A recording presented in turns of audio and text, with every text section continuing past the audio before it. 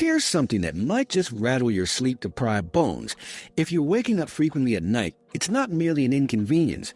It could signal a condition known as sleep apnea, affecting about 25% of men and 10% of women at some point in their lives.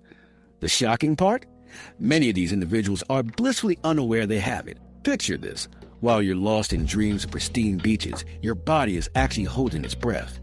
Yes, during those quiet hours, your airway may collapse, causing fragmented sleep and depriving you of precious oxygen. Research is clear. Untreated sleep apnea can pave the way for serious health issues, including heart disease and even depression.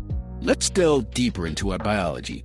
While we're naturally meant to be restful creatures at night, blocked airways turn us into chaotic alarm systems, waking us every few minutes, gasping for breath, robbing us of restorative slumber. So, how do we take control? If sleep apnea is a concern, don't gamble with your health. Reach out to a healthcare professional. Simple changes like sleeping on your side or using a humidifier can make a world of difference. Now I want to share something personal. I struggled with sleep issues for years until I discovered the power of magnesium supplementation.